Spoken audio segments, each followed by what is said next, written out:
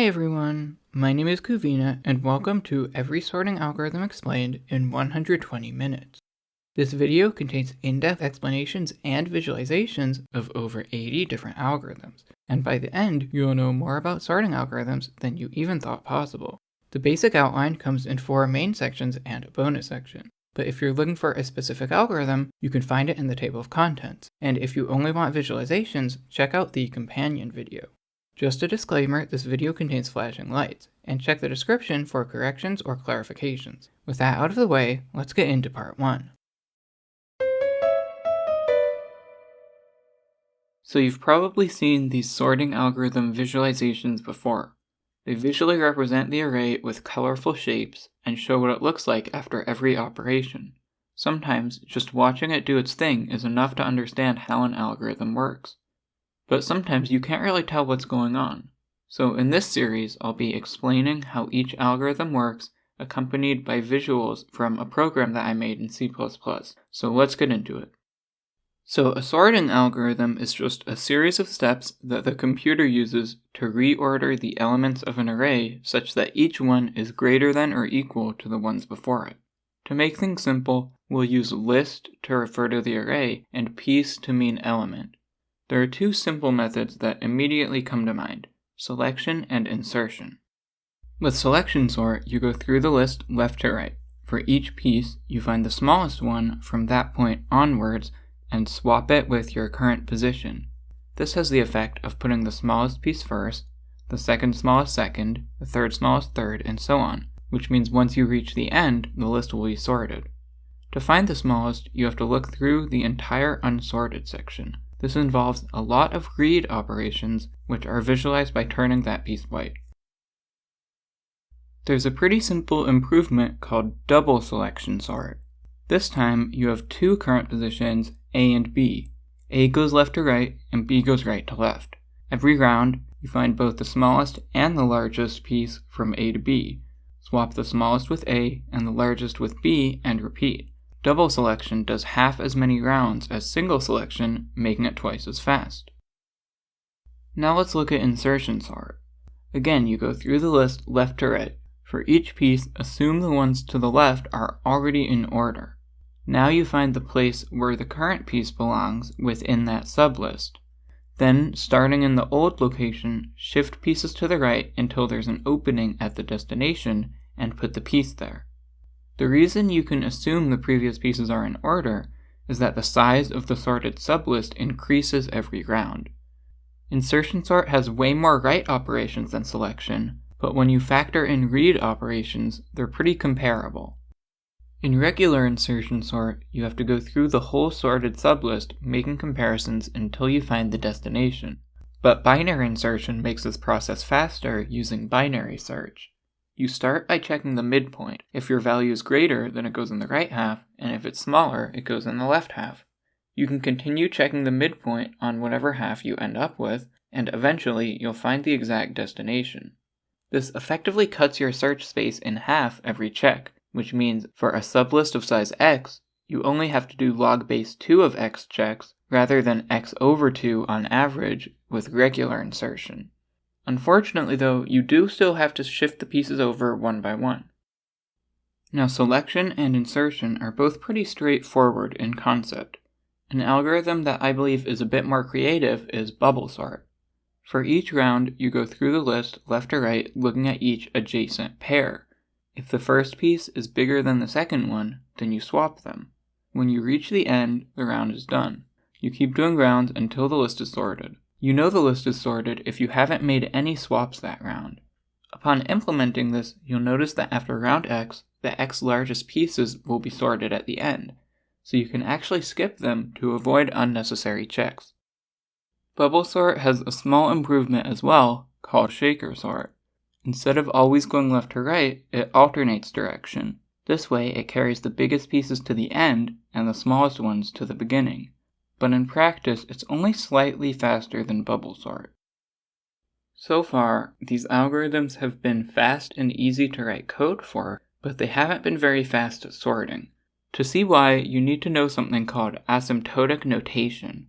If f and g are both functions, we say that f of x is in O of g of x if it's possible to scale f by some constant a in a way that a times f of x is always less than g of x past a certain point. For example, consider g of x equals x and f of x equals 10 log base 2 of x. Even though f of x starts off bigger, it will eventually fall behind due to the shape of the logarithm graph, so f of x is in O of g of x. What about g of x equals x squared and f of x equals 4x squared plus 400? This is where the scaling comes in. F of x will never be less than g of x, but 0.2 times f of x will be at some point, meaning f of x is in O of g of x. In general, you can ignore everything but the leading term in polynomials. Coefficients don't matter, and the bases of logarithms don't matter either, since changing that just scales by a constant anyway. Instead of thinking of this definition every time, we can think in terms of subsets. O of 1 is a subset of O of log x, which is a subset of O of x, which is a subset of O of x log x, which is a subset of O of x squared, and so on. All of these are in O of 2 to the x, which itself is a subset of O of x factorial. Now, how does this apply to sorting algorithms? Well, if n is the length of the list, then we can say f of n is the number of operations that the algorithm performs while sorting. These operations include both writing values to the list and reading values from the list. Since both of those take non-zero time for the computer to do, f of n also relates to the time complexity of the algorithm. This is where those subsets come in. Technically, if f of n is in one of these, it's also in all of the larger ones, but we're only concerned with the smallest one it's in. So if an algorithm has an operation count within O of n squared, but not in O of n log n, we would call this a time complexity n squared algorithm. Now suppose you have two algorithms, A and B.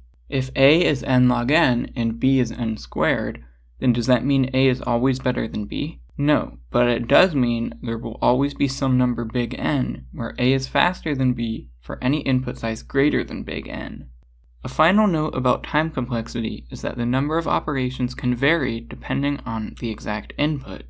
Each algorithm has an average time complexity, but it may have a different best case or worst case time complexity. There are several ways to find the time complexity of an algorithm. One way is to go through the pseudocode step by step and count the operations. With insertion sort, there are n-1 rounds, so these get called O of n times. There's a nested loop with as many sub-rounds as necessary to insert the piece. On average, that's x over 2, where x is the round number, so these are called O of x times per round, or O of nx times total. X varies by round, but the mean value is n over 2, which is in O of n. That means these operations are called O of n squared times, more than anything else in this algorithm, so insertion sort is n squared on average. In the worst case, you'll have to insert at the beginning every time, which doubles the number of sub-rounds, but that doesn't change anything, so the worst case is still n squared. In the best case though, there's only one sub-round per round, which results in total operations in O of n. We can use the same reasoning to get time complexity for binary insertion, selection, and double selection. For bubble sort, we can actually find it in a really interesting way. So each piece will have a starting position and an ending position. The mean distance between these is 1/3 of n. Bubble sort moves pieces only one spot at a time, so on average it will take at least that many operations to get a piece to its destination. That's in O of n, and there are n pieces, so it's O of n squared total operations, making bubble sort n squared on average. So although each algorithm has distinct advantages, they've all been n squared on average. We can get down to n log n using a strategy called divide and conquer. Essentially, you can divide a problem into multiple sub-problems. This might require additional steps, but often the sub-problems are so much easier than the main problem that it's faster to do it this way. There are two main divide and conquer algorithms, quicksort and merge-sort. We'll start with quicksort. The idea behind quicksort is to partition the list into two sublists where each piece in the first is less than or equal to each piece in the second. Then, by sorting each half, the full list will automatically be sorted. The partitioning step is done as follows. First, you set a value called the pivot equal to the first value in the list. Then you keep track of two positions, A and B. A moves left to right until it finds a piece bigger than the pivot. B moves right to left until it finds a piece smaller than the pivot. Once both of these are found, you simply switch A and B and repeat. Eventually, A and B will meet up. When this happens, you place the pivot right before their meeting location. Now sort everything to the left of the pivot, then everything to the right of it separately. What algorithm should you use though? Well, you can actually just do quicksort again. That's right, quicksort is a recursive algorithm, meaning it calls itself. You just need a condition so that it doesn't do anything with a list size less than 2, and then you have a working algorithm. Now, what's the time complexity? Well, partitioning a list of size x is O of x because you read each piece at most once and swap each piece at most once. How many times is it called though? Well, ideally, the list would get split in half, but depending on the pivot, you can get lopsided sublists. On average, you'll get 3/4 and 1/4. The deepest level of recursion will be if you follow the larger sublist every time. That results in log base 4/3 of n total recursion levels, which is in O of log n. The total length at each level is at most n. As a result, quicksort is n log n on average. In the best case, it gets split in half every time, but that's still n log n. In the worst case though, you can actually have n recursion levels, making it n squared. Now on to merge sort. It starts by splitting the list right down the middle, and then sorting each half separately. Then it's really easy to combine the halves, since each one is sorted already. The combining step is done as follows. First, you need an auxiliary array. This is an extra array that you can delete after this step. Now you know each half is already sorted, so you're going to have two current locations, A and B, starting at the start of each half. Now whichever one is smaller, you add that to the auxiliary array and move that current position over by 1. You keep repeating this until one of the halves is done, and then you fill in the rest with the other half. Now you copy that onto the original array, and you can delete the auxiliary array. Like quicksort, merge sort is recursive, so you have to make sure it stops once the sublist gets small enough. The combining step is O of x with sublist length x, so merge sort has time complexity n log n for the same reasons we saw before. But unlike quicksort, merge sort cuts the list in half every time, so there is no worst case. Merge sort may have the better worst case, but quicksort is still faster on average. Merge sort has another advantage though. It's a stable sorting algorithm. This means that if you have multiple pieces with the same value, then whatever order they're in before, they will stay in that order after sorting. The reason it's stable is if you're merging the two halves and you encounter a tie, you can just prioritize the left one. But why would you care about something like this? Well, often you need to sort by multiple things at a time. For example, sorting cities primarily by country name, and within each country by city name. You'd think you might have to sort by city name 4 separate times, but with a stable algorithm, you can simply sort the whole list by city name, and then sort it again by country name, and it will have this property. With an unstable algorithm though, you'll probably lose that property as soon as you sort by something else. Merge sort is stable, but quicksort isn't. And looking back on the other ones, insertion and bubble sort are stable, but selection sort is not. Another thing to consider is space complexity. Just like how time complexity relates to operation count, space complexity relates to how much extra memory you need, not counting the original list. The n-squared algorithms have all been O of 1 space complexity. That's because swapping pieces one at a time only needs one temporary variable. But merge sort uses auxiliary arrays. The biggest combining step is the final one, which needs an auxiliary array of size n, which is of course in O of n. Quicksort doesn't use auxiliary arrays, so you'd think it's also O of 1, but it's actually O of log n due to recursion. Every time the algorithm enters a new recursion level, it has to remember where it left off in the previous levels, which takes up space in memory. Since Quicksort has O of log n recursion levels on average, that's also going to be its space complexity.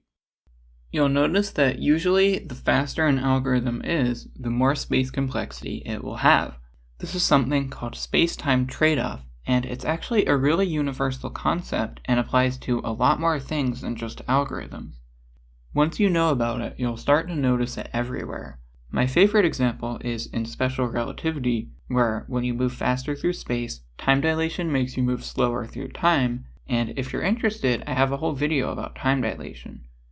Anyway, now that we've incorporated stability and space complexity, we can see that even the n-squared algorithms do still have advantages. So that raises the question, is it possible to improve these algorithms but still maintain these advantages? The answer is yes. We'll start with selection sort, which has an improvement called heap sort.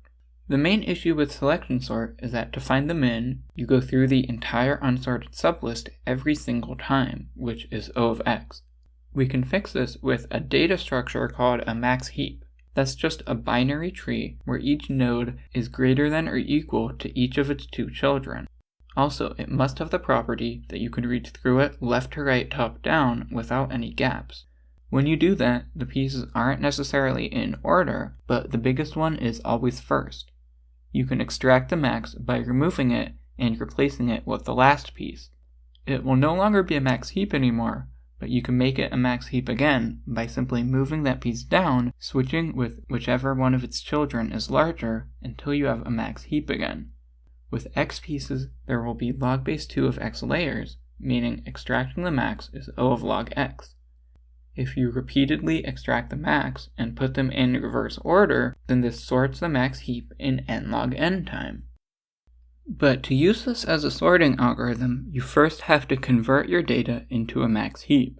That can actually be done without any additional memory by making clever use of the original array. If you store the values of a max heap as an array where the indices go left to right, top down, you might notice something. For each piece, if the index is I, its left child has an index 2i plus 1, and its right child 2i plus 2. So any array is already a binary tree if you just use the indices like this. Now that process from earlier of repeatedly moving a piece down has a name. It's called max heapify. If each child is already the start of a max heap, then index I will be as well after this step.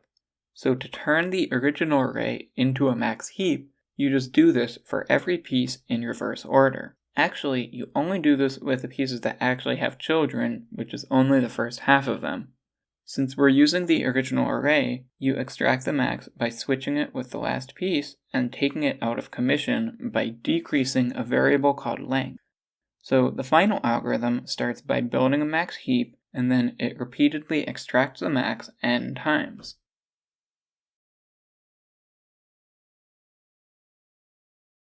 Since max heapify is log n, it means build max heap is n log n, extract max is log n, and finally heap sort itself is n log n.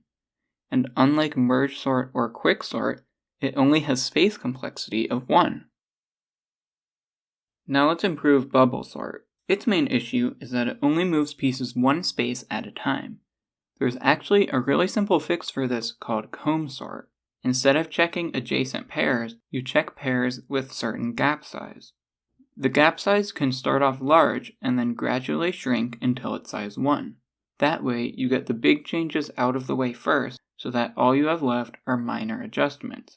And if it's not sorted after gap size 1, then you can just repeat that round until it is sorted. To find a sequence of gap sizes, you can just start with n and continually divide by a number called the shrink factor. The optimal value can be found through trial and error, and it's about 1.3. The time complexity is worse than n log n, but it's actually better than n squared. You can experimentally find the time complexity by graphing input size versus operation count. If you use a log-log plot, then a straight line means you have a power function, and the slope is the power. Sure enough, doing this with the n-squared algorithms gives a slope of 2.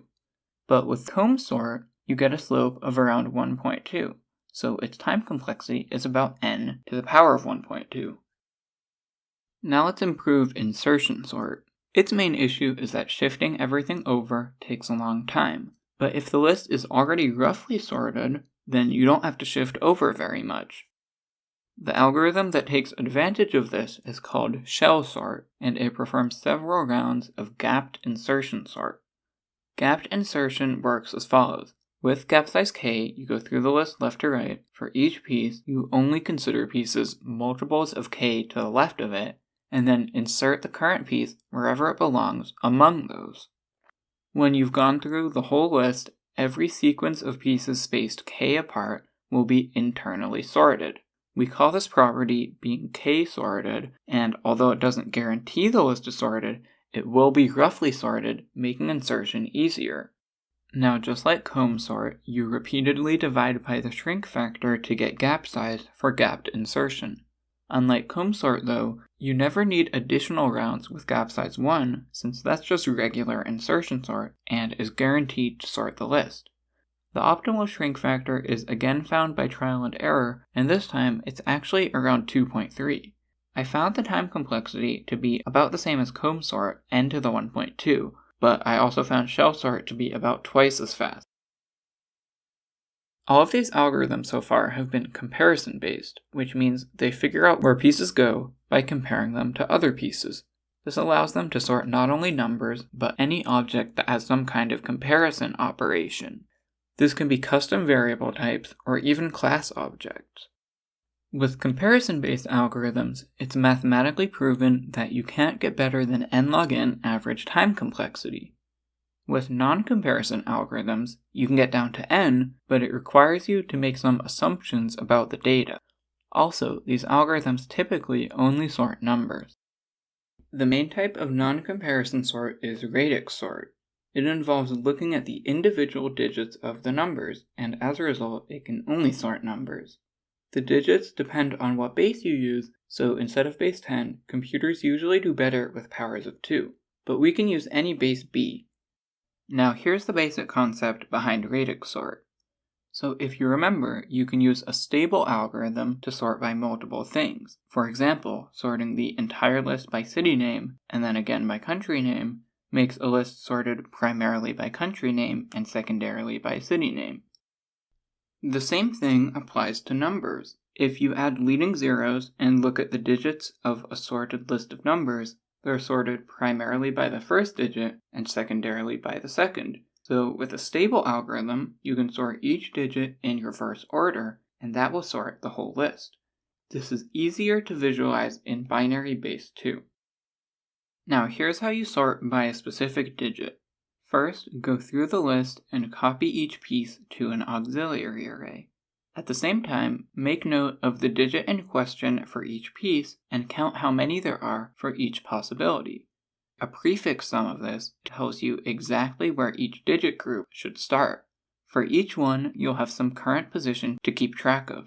Now go through the auxiliary array, add each piece at the correct current position, and increase it by 1. Now the list is sorted by that particular digit, so you just repeat for all the remaining digits in reverse order, and your list will be fully sorted. So what are the time and space complexities of radix sort? Well, it actually depends on a lot of things, not just n. Sorting by digit uses additional arrays of size n and b, and going through those takes time, so its space and time complexities are both O of n plus b. This is deleted every round, so full radix sort has the same space complexity, but for time complexity, you multiply it by the number of rounds. This is just the number of digits in the maximum number, which we'll call d. Time complexity is O of d times n plus b. The logarithm function actually works as a digit counting function, so if r is your max value, then d equals log base b of r, and we can substitute that in.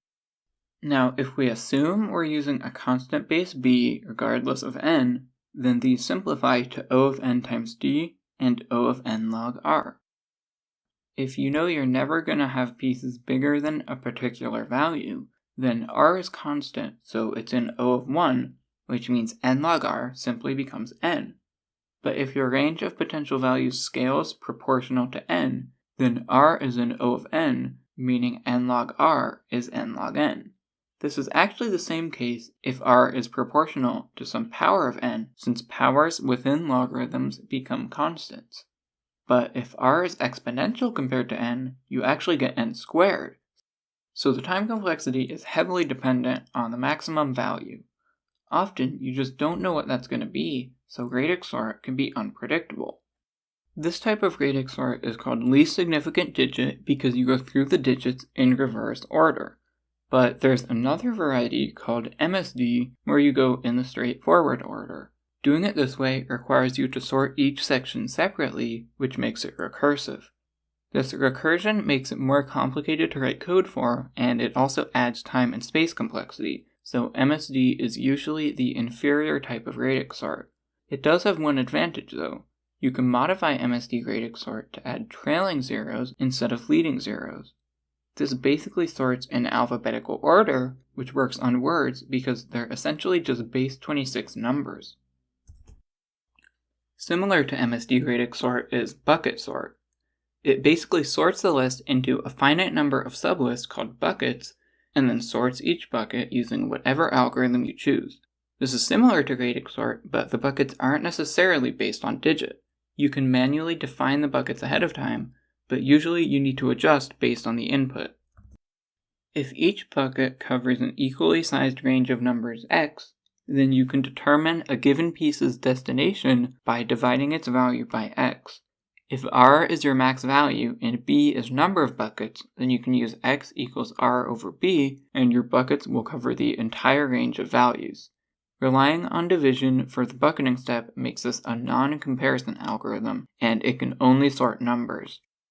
For the purposes of this video, we're going to say the bucketing step uses the same technique as radix sort with the auxiliary array and counting the pieces.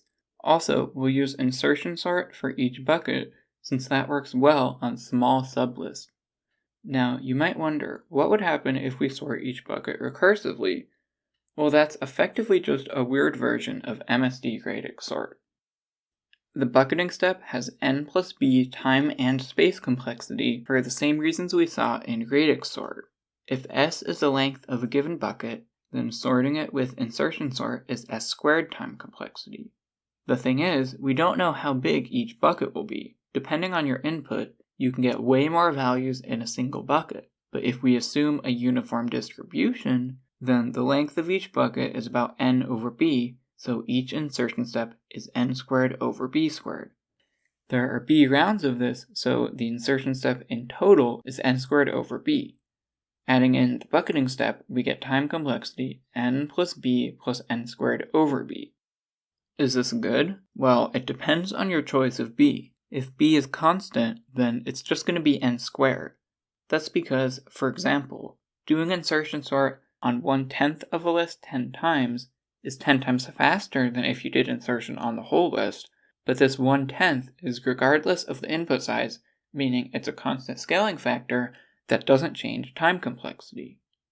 But if you make the number of buckets proportional to input size, then bucket sort actually becomes linear, since now each bucket has a constant size regardless of n, so insertion is O of b, which is the same thing as O of n. So that's pretty cool how by assuming the input is uniformly distributed numbers, we can get linear time. But if that's not the case, you can get a large bucket, and sorting that takes a long time. There's a way to get around this though. If you make each bucket have such a small range that only one value belongs in it, then you don't even need to sort each one. Then the bucketing step is the entire algorithm. This is called counting sort. If you're using floating point numbers, you'll need billions of buckets, so it only works with integers.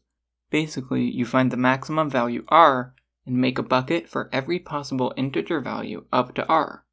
Then you do bucket sort as normal, but skip the step of sorting each bucket because you will already be done. This is pretty much just radix sort with base b equals r. Log base r of r is 1, so time and space complexity are both n plus r. We can compare this time complexity to radix sort with a fixed space. If r is in O of 1, it's a tie. If r is in O of n, counting sort wins. If r is O of n squared or more, radix sort wins. And counting sort can even get exponential. So counting sort is pretty good if you have a lot of values in a small range. Now let's look at some impractical sorts. When I say impractical, I don't mean they're necessarily bad at sorting, it's just not practical to implement them to sort an array on the computer. The first of these is spaghetti sort. If you have a bunch of uncooked spaghetti, you can find the longest one really easily with the following method. First, make them into a bundle and let them fall to the table. Then the longest one will just be the first one you encounter from the top. Now you can repeatedly extract the longest and put it at the end of a list. This is effectively a selection sort that runs in O of n time. This works well in the physical world, but in the digital world, you can't do this unless you have n parallel processors, and in that case, there are much better algorithms. Then there's gravity sort. If you're given a list of integers, then you can represent them as a series of stacks of squares. Then you can convert these squares to beads on horizontal bars, where each one can move freely left to right. In that case, all you have to do to sort them is shift everything to the right. You can even make use of gravity by tilting the entire setup. You can replicate this in the digital world as follows. If n is the list size and r is the maximum value, then you represent the beads with an n by r Boolean array. Now, you could shift the beads over one by one, which makes a nice visualization, but there's a faster way.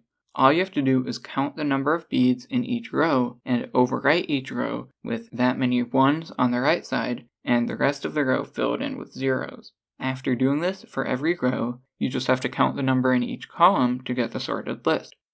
If r is the max value, then the time and space complexity are both O of n times r. Depending on r, time complexity can actually be linear, but no matter what, space complexity is still really bad. Gravity sort can only sort integers, and it can't even sort multivariable objects by a specific value, since it doesn't actually shift the objects around, it just changes each one's value. So gravity sort is not very practical, but it is very cool. Another one just like that is pancake sort. Imagine you have a stack of pancakes, each of which has some associated value. You can't just move pieces around freely. Instead, your only way to move them is picking up the entire stack above some point and flipping it. This is equivalent to a bunch of symmetrical swaps. There is one really simple way to sort this, which is basically just selection sort. You find the minimum and then flip the stack to make it be on top. Then you flip the stack again to put that piece exactly where it needs to go. Implementing this on the computer gives time complexity n squared.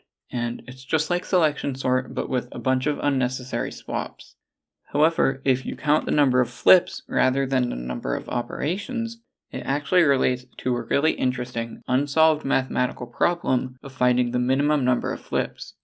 The algorithm just described can sort any stack in 2n-3 flips, but it's possible to do fewer. The minimum number is unknown, but it's proven to be within 15/14ths of n and 18/11ths of n. And then there are even joke sorting algorithms. No, not algorithms that sort jokes, algorithms that are jokes. The most famous of these is Bogo sort, which works as follows.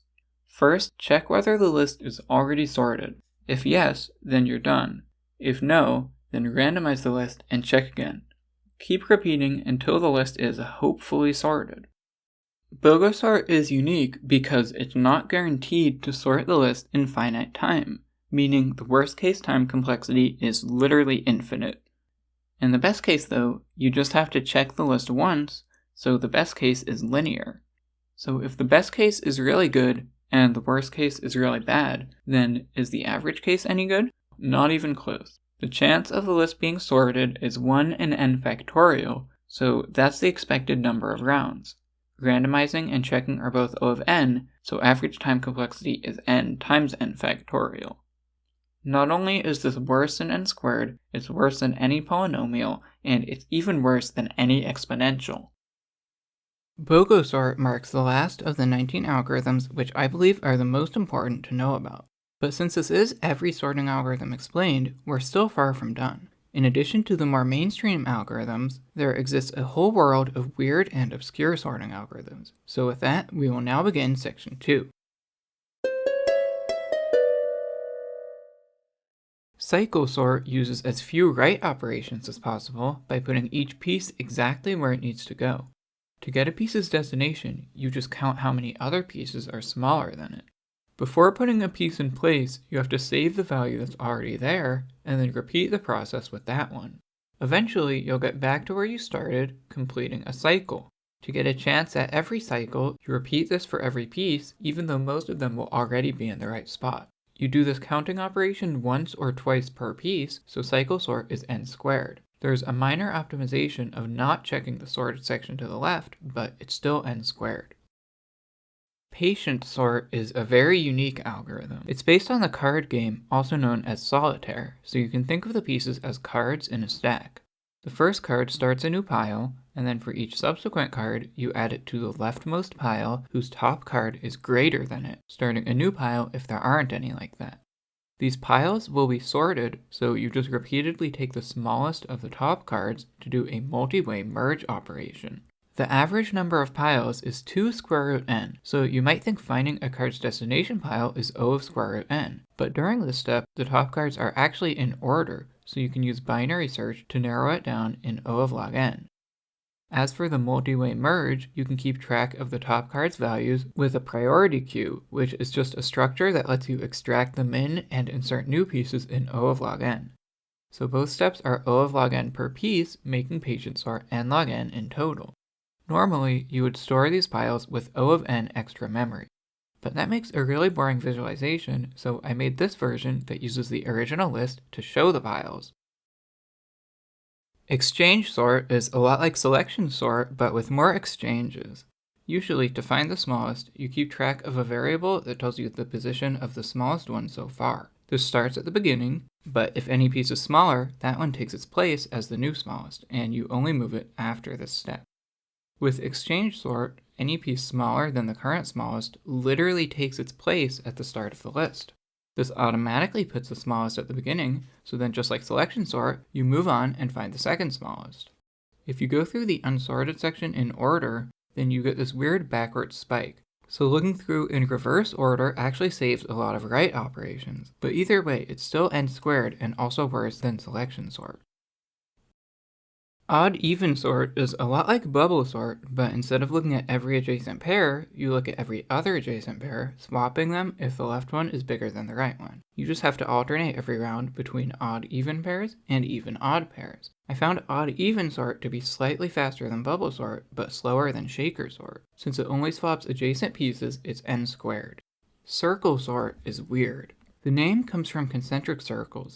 Basically, you compare pairs that are diametrically opposed and swap them if the left one is bigger than the right one. When you're done, the pieces aren't really partitioned, but the left side will on average be smaller than the right side. So you can do the same thing on each sublist and keep going recursively. The thing is, this doesn't actually sort the list. So you have to keep doing rounds until it is sorted, which you'll know if you haven't done any swaps that round. This works as long as n is a power of 2.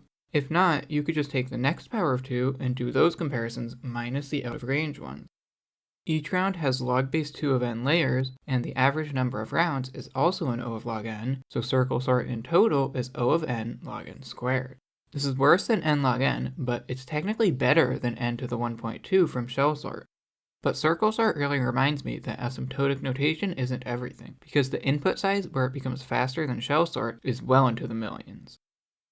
Merge-Insertion sort is a weird algorithm that tries to use as few read operations as possible. You start by comparing pairs from different halves and moving the bigger piece to the right. Then sort the right half recursively.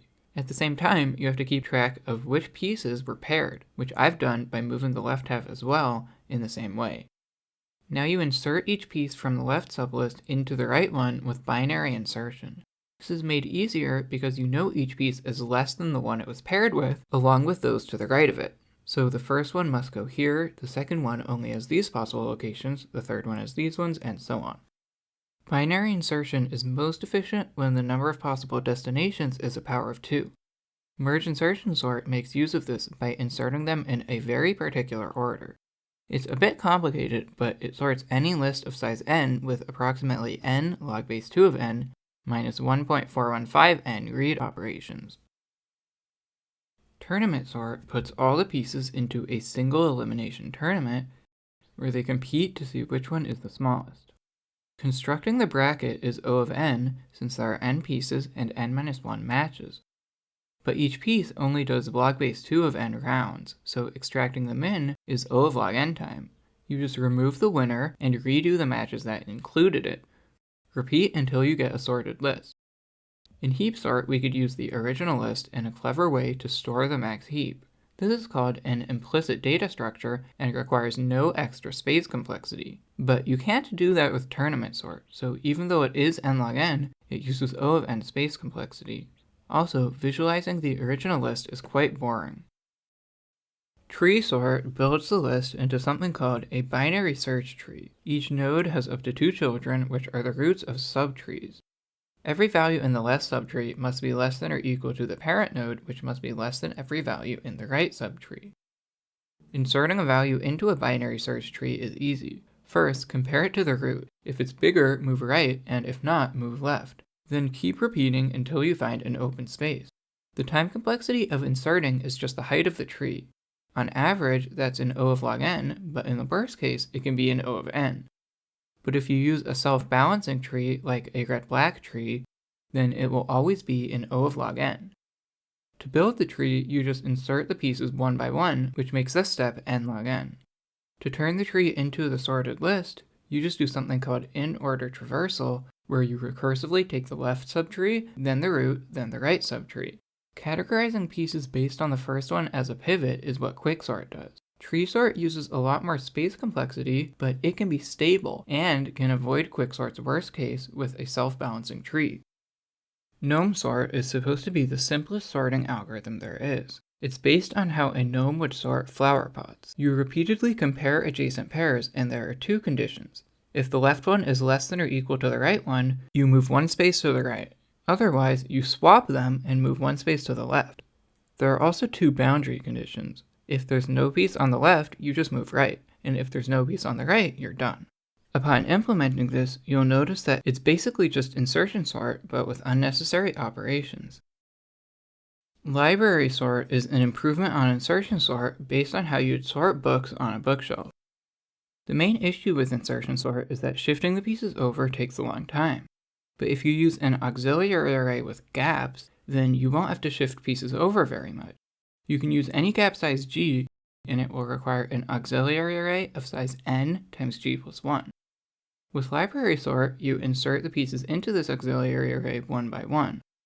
If the round number is a power of 2, you rebalance by doubling each piece's position, reintroducing gaps. If you combine this with binary search, then inserting each piece is O of log n, meaning the algorithm in total is n log n on average. But it does have a worst case of n squared. Next up is strand sort. It involves finding sorted subsequences, which is actually pretty easy. To find one, you always start by moving the first piece to an auxiliary array called solution list. Then for each subsequent piece, you add it as long as it's greater than or equal to the last one you added. Every round, you find a new sorted subsequence, add it to the solution list, and then merge with whatever's already there. When you're done, just copy it onto the original list. Finding sorted subsequences and merging are both O of n on average, and you do each of these once per subsequence. The subsequences are actually the same ones from patient sort, so there are 2 square root n of them on average. That means strand sort is actually O of n to the 3 halves on average. Just like patient sort, I made this version just to better show what the subsequences look like. Topological sorting refers to algorithms that sort pieces not by value, but instead based on edges in a directed graph network. The only rule is that for any 2 vertices A and B, If there's a directed edge from A to B, then A must come before B in the sorted list.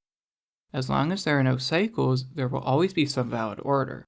In fact, sometimes you can have multiple valid orders, and the algorithm only needs to find one of these. One way to do this is called Kahn's algorithm. For each vertex, count the number of edges that point to it. This is called the in-degree. You start by taking all the vertices with in-degree 0 into the ordered list. Then you effectively remove them from the graph by decreasing the in-degree of anything they pointed to. Now you just keep repeating this step. If you ever get a case where there are still vertices but none with in-degree 0, it means there's a cycle, and no topological order exists. But if there aren't any cycles, it's guaranteed to work. A sorting network is a special type of sorting algorithm that knows in advance every comparison that it will make. You can visualize it with the pieces moving along horizontal lines. The comparisons are vertical lines. You go through left to right, and when you encounter a line between two pieces, you compare them. If the first one is bigger than the second one, you swap them, otherwise do nothing. You can also have arrows pointing upwards, in which case you swap them if the first one is smaller. Also, if you encounter collinear comparisons, you can use parallel processors to do them simultaneously, or you could just do them one at a time top down, which is what I've done with the visualizations. You can actually do this as long as there's no overlap in the pieces. This comparison technique is the same thing used by bubble sort, and we can make a sorting network based on it, although it doesn't have the ability to stop early if you get through a round with no comparisons. We can actually make sorting networks based on a lot of algorithms, including odd-even, selection, and insertion. You might notice that the sorting networks for insertion and bubble are mirror images.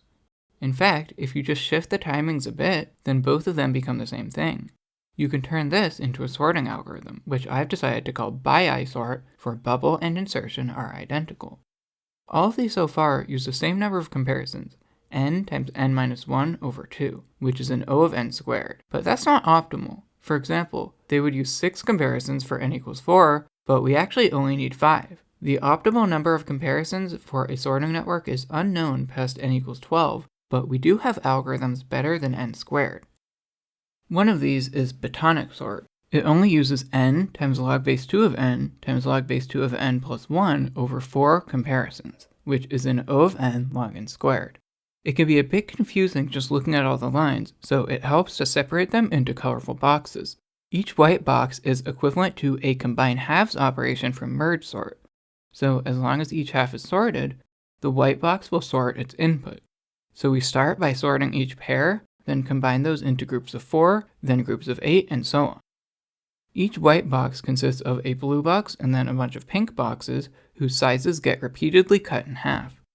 Blue boxes swap pieces that are diametrically opposed, like circle sort.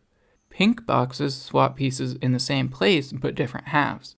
With this method, we can easily create a network if the list size is a power of 2. If not, we can take the network for the next power of 2 and simply ignore any comparisons outside of the list. Now, to implement this network as an algorithm, you might be tempted to use recursion.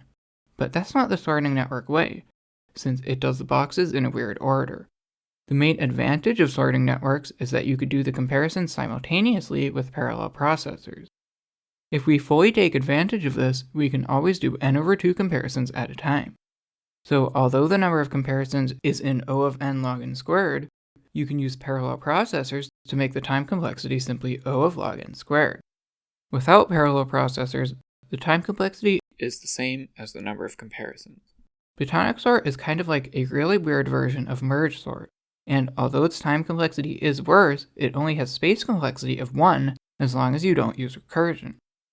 The odd-even network, which goes by a lot of names, is very similar to Bitonic sort. Basically, for each white box, you replace the blue box with a pink box, and for the remaining pink boxes, you remove 1 per column for each box and center them. Since it removes some boxes, the odd-even network ends up being slightly faster than Bitonic sort, but it still has the same time complexity. There's also the pairwise sorting network, which is a modified version of the odd-even network. Basically, you take the first box from each white box and move all of these to the beginning. For the remaining columns, you have to do them in a very particular order. But even this isn't enough. Since the pieces are now in completely different places, you have to modify the boxes in a really complicated way. I coded it by noticing patterns in it, but even I don't really understand it. Its visualization is mesmerizing, but it's not any faster than the regular odd-even network. With that, we've reached the end of section 2. The algorithms covered so far have all been quite unique, with vastly different approaches to the problem of sorting. But there are only so many approaches you can take, and at this point it's hard to come up with completely original methods that aren't comedically slow. However, just because an approach isn't fully original doesn't mean it's bad. Some of the most important sorting algorithms of all time are variations and hybrids of the previous ones, and these are the subject of section 3.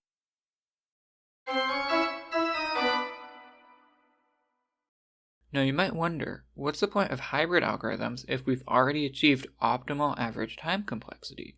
Well, there are at least 4 more factors to consider, so we'll take a look at those first, and then get into the algorithms. First is actual performance on hardware, because the time complexity can only tell you so much. The way it's defined doesn't account for constant scaling factors, so if algorithm A is always 5 times faster than B, it will actually have the exact same time complexity. And algorithms with worse time complexity can even be faster for small lists. For example, insertion sort is faster than quicksort up to a certain point, somewhere from 7 to 50 depending on hardware. This is because things like recursion can be computationally expensive. You also have to factor in CPU cache and branch mispredictions. The second factor is adaptability. An adaptive sorting algorithm is one that can take advantage of existing patterns in the list. These occur all the time in real data and can cause best cases and worst cases. For example, a roughly sorted list is great for insertion sort but bad for quicksort. A backwards list is bad for both of them but great for pancake sort. Now there is one easy way to get rid of worst cases, which is to randomize the list before sorting. This way, patterns go from common to about as likely as Bogo sort finishing in reasonable time, so you'll practically never get a worst case. But this also applies to best cases. Ideally, we want to turn worst cases into best cases.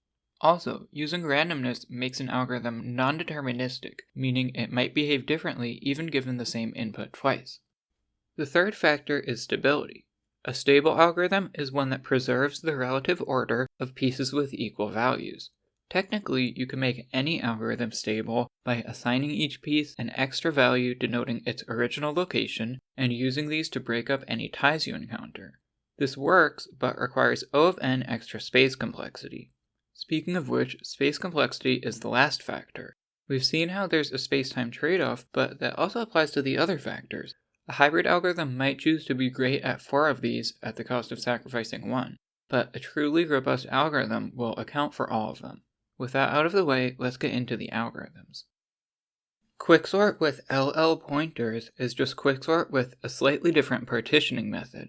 Basically, the right sublist moves along as you build it. This time, A and B both start on the left side. If B is bigger than the pivot, then you move B to the right, but if it's smaller, you swap A and B and move both positions to the right. It has the same time complexity as a regular quicksort, but it's a bit slower. Dual pivot quicksort is just quicksort with 2 pivots. This means every round divides the pieces into 3 sublists, those smaller than both pivots, those greater than both, and those in between. It kind of combines the 2 different quicksort partitioning methods. You start by comparing the first and last pieces, swapping if the first is bigger. The first one is pivot 1 and the last one is pivot 2. Now you need to keep track of 3 positions. A and B start at the start and C starts at the end. Then you check the value at B on loop with the following conditions. If it's smaller than pivot 1, swap it with A and move both A and B to the right. If it's bigger than pivot 2, swap with C and move C to the left. If it's neither, then simply increase B. Once B passes C, you can move the pivots to the boundaries and then it's recursion time. The time complexity is still the same though. Proportion extend sort fixes quicksort's worst case by putting more thought into choosing a pivot. The ideal pivot would be the median, since it would cut the list in half every time. But finding the median requires you to sort the list in the first place. So proportion extend sort first sorts 1/16 of the list, takes the median of that sample, and uses it as a pivot to partition the rest. It sorts the 1/16 recursively, which is fine because with sublist size under 32, it just becomes regular quicksort. It is still possible to get bad partitions, but the pivot is guaranteed to be bigger than 1/32 of the list and smaller than 1/32. So in the worst case, there are log-base 32/31 of n recursion levels, which is still pretty bad, but it is technically in O of log n. Intro sort is a hybrid algorithm based mostly on quicksort. First of all, it uses the middle piece as the pivot. This helps against quicksort's worst enemy, an already sorted list, but it does still have weaknesses. So introsort keeps track of the current recursion level to keep it in O of log n. If it ever exceeds 2 log base 2 of n, then it sorts the sublist with heap sort, which is n log n guaranteed. Also, for sublist size smaller than 16, it uses insertion sort, which is also done by most hybrid algorithms. In fact, you can actually save these insertion steps for one big insertion sort at the end. Introsort has a worst case n log n.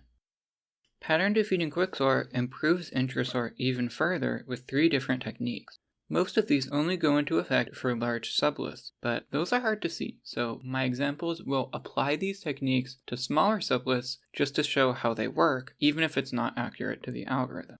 First of all, if it gets through our partitioning step without making any swaps, it means the sublist was already partitioned, which means there's a good chance it's already sorted. So the algorithm applies an optimistic insertion sort. It counts the number of swaps it's done, and if that gets to 8, it gives up and goes back to sorting recursively. But if it never gets to 8, that means it was able to sort that sublist in linear time. Pattern defeating quicksort also chooses the pivot differently. It looks at the first, last, and middle pieces and takes the median of the 3 as a pivot. And for sublists bigger than 128, it actually takes 3 medians and uses the median of those medians. This makes bad partitions a lot less likely, but still possible. Even in the worst case, though, there is still the backup of heap sort. The third technique is how it deals with many similar inputs. It has 2 different partition functions. Part right puts values equal to the pivot in the right sublist, and part left puts them in the left one. It usually uses part right, but if the pivot chosen is equal to the piece right before the current sublist, then it uses part left. This way, all the pieces in the left sublist will be exactly equal, so it doesn't even have to sort that one. These 3 techniques combined make pattern defeating quicksort a quite robust algorithm with linear time complexity for many patterns. But since it's based on quicksort, it's unstable, just like the previous ones. Timsort is a hybrid algorithm that is stable since it's based on merge sort. Here's how it works. First, set a value called minrun from 32 to 64 such that n over minrun is just under a power of 2. Then starting at the beginning, look for an already sorted run of pieces. This can be ascending or descending. If this run is shorter than minrun, then you artificially extend it with insertion sort and then flip it if it's backwards. Then you add it to a stack, which is just a data structure where you look at the most recently added ones first. Then move on to the next run and repeat the process. After every run you add to the stack, you have to verify 2 conditions are held. If x is the most recent followed by y and z, then y must be longer than x and z must be longer than x and y combined. If either condition is violated, then you merge y with either x or z, whichever is shorter, and check the conditions again on the new x, y, and z. On random data, this will just look like regular merge sort, but if there are some sorted runs, this strategy will avoid lopsided merges, making it slightly faster. Timsort also saves a bit of memory while merging. Instead of merging onto an auxiliary array and then copying it over, you can copy the 2 sublists over and then merge onto the original list. But if you do it this way, copying the second sublist is unnecessary, since the values are still on the original list, and unlike the first sublist, they won't be overwritten until after you need them. Timsort also has the ability to skip ahead a bit if it finds itself repeatedly looking at the same list. With all of these techniques, Timsort is linear for even more patterns than pattern defeating quicksort.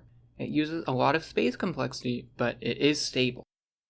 Iterative Merge sort is another variant of merge sort that does all the merges of the same size in the same ground, going from the bottom up. First, it merges pieces into pairs, then pairs into groups of 4, then groups of 8, 16, and so on.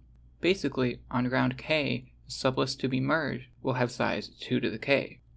If n isn't a power of 2, you might encounter uneven merges.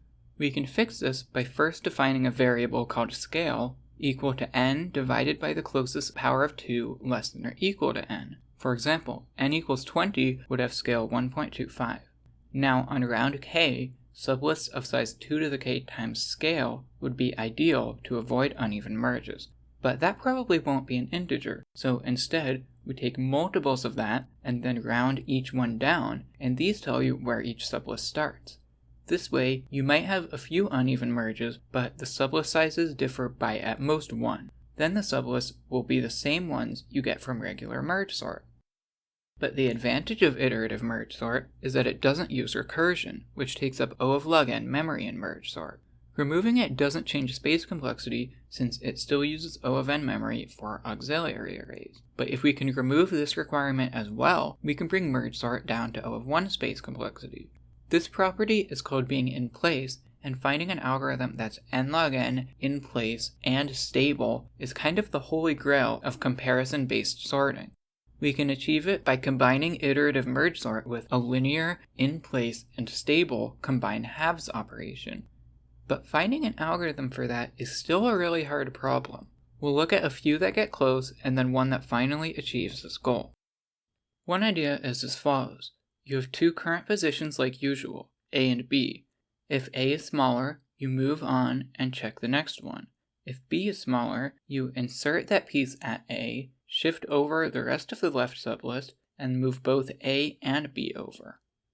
This is in place and stable, but shifting everything over makes it take n squared time, so you may as well use insertion sort at that point. Another idea is to alternate between the two sublists. This would usually make a roughly sorted sublist, so you could just use insertion sort after. This is known as weave sort. You can easily do the weave part with the same n squared technique of shifting over, but even if you could do it in linear time, it would still be unstable. Now, you might remember Bitonic sort and the odd-even network each had their own in-place ways to combine halves. Unfortunately, neither one is stable, but we can achieve stability with similar techniques. You'll notice that the odd-even network swaps entire chunks of the list at a time. This is called a rotation, and we can apply it to uneven sublists by simply reversing each one, then reversing them together. The algorithm that uses this is called rotate merge sort. Given two sublists to be merged, you start by splitting the first into two halves, A and B, then figure out where the first piece of B belongs in the right sublist. This location will split it into C and D. Now do a rotation of B and C. You know every piece in B is strictly greater than every piece in C, so there's no risk of changing the relative order of equal values. Now you have two pairs of sublists to be merged, so you can apply the same thing recursively. Eventually, the two halves will be merged. The left sublist will always be split exactly in half, so you know there will only be O of log n recursion layers. This makes the combine halves operation n log n and the whole algorithm O of n log n squared. Due to the recursion, it uses O of log n space complexity, which is worse than O of 1, but some definitions would count that as in place, since it's still basically nothing compared to O of n. For example, even with 1 trillion inputs, it only recurses about 40 times. Quad sort is another hybrid merge sort similar to Tim sort. The space complexity is technically O of n, but it only uses auxiliary arrays up to size 1/8 of n, or possibly even less depending on some settings. It uses an iterative merge sort, starting with sublists of size 8, which are built with insertion sort. Quad sort merges two sublists onto an auxiliary array, but instead of copying it over, it does this again for the next two sublists. Then it merges the two new ones directly onto the original list, and this saves the step of copying over by effectively merging 4 at a time. But when the sublists get big enough, memory becomes a factor. Going from 16 to 8 sublists, there's only enough memory for one pair of sublists, so you can go back to copying it over. From 8 to 4, you can just use the technique from Tim sort of only copying over the left sublist. From 4 to 2, there's not even enough memory for a single sublist, so you have to use the trick from rotate merge sort and do one rotation. Then you can just merge each smaller pair using the auxiliary array. Note that uneven merges are no problem since only the left sublist needs to be copied and it's always cut exactly in half. As for the final merge, you just have to do 2 rotation layers. Quad sort has a lot more features that make it very fast and also adaptive, like knowing not to merge two sublists if the first piece of the second is greater than the last piece of the first. It was invented only 3 years ago and is becoming pretty popular with a lot of variations, but it still isn't in place. Now, the algorithm that finally achieves optimal, stable, in-place merging is called block sort. Block sort is, in my opinion, the most complicated sorting algorithm there is. So complicated that it gets its own section, along with variants Wiki sort and Grail sort.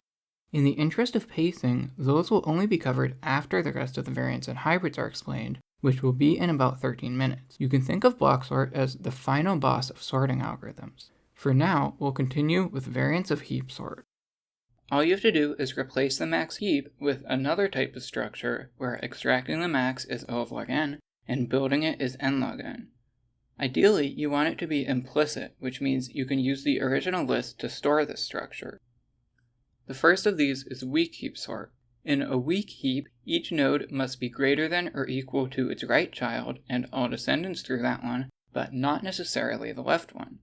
Node 0 is special and never has a left child, so now index I has a left child at 2i and a right child at 2i plus 1. Other than index 0, any node with 1 or 0 children must be in the last 2 rows. This means you can have gaps, but only in the last row. But these gaps mean it might not be possible to represent the weak heap in a size n array. If the subtrees of this node were swapped, though, it would be fine. So we store the weak heap like this, but have a secondary Boolean array where a 1 at index I tells us the subtrees are actually flipped. So for that specific node, the left child is 2i plus 1, and the right one is 2i. For visualization purposes, though, we'll stick to having gaps. Each node has an associated node called its distinguished ancestor. To find it, you repeatedly take the parent until you end up going left.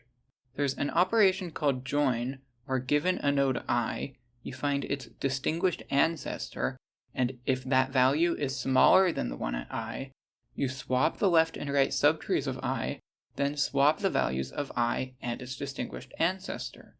Swapping the subtrees is extremely easy, you just flip the corresponding value in the Boolean array.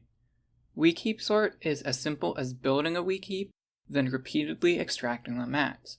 To build a weak heap given a random list, you go through every piece backwards, and for each one, you call the join operation. Now to extract the max, you swap it with the value at the end of the array, which may or may not be the furthest to the right when visualized. Then decrease a variable called length to take it out of commission, and then do something called sift down from the top. To do that, you take the right child, and then repeatedly take the left child until there isn't one.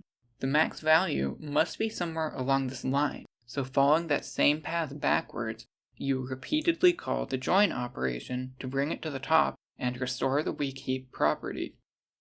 Weak heap sort ends up being about twice as fast as the original heap sort. It does use O of n space complexity, but this is just a Boolean array, which uses at most n bytes, unlike merge sort, whose auxiliary arrays store values from the list. Weak heap sort still has an issue. It's not adaptive. Every piece will at some point be swapped to the beginning and then to its destination, even if it's already there. If we had a structure with a max value at the end, we wouldn't have to swap it to put it in place. This would do better with almost sorted lists and allow O of n best case time complexity. Smooth sort does this using something called a Leonardo heap, which is made of Leonardo trees. A level 0 or 1 Leonardo tree is just a single node. For any other level, you just have a node with the previous 2 levels as its subtrees, with the bigger one first. This means the size of a Leonardo tree can only take specific values. These are called the Leonardo numbers, and each one is 1 plus the sum of the previous 2. Any positive integer can be expressed as a sum of distinct Leonardo numbers, so a Leonardo heap of size n is just a collection of Leonardo trees where their sizes add up to n and they satisfy the following properties. Each node is greater than or equal to each of its children, the trees decrease in size, and the root nodes are in increasing order. To build a Leonardo heap, you start with one of size 1 and repeatedly increase its size by inserting pieces in it. To do that, you first check if there are two trees of consecutive level. If yes, you can combine them as children of the new piece to get another Leonardo tree.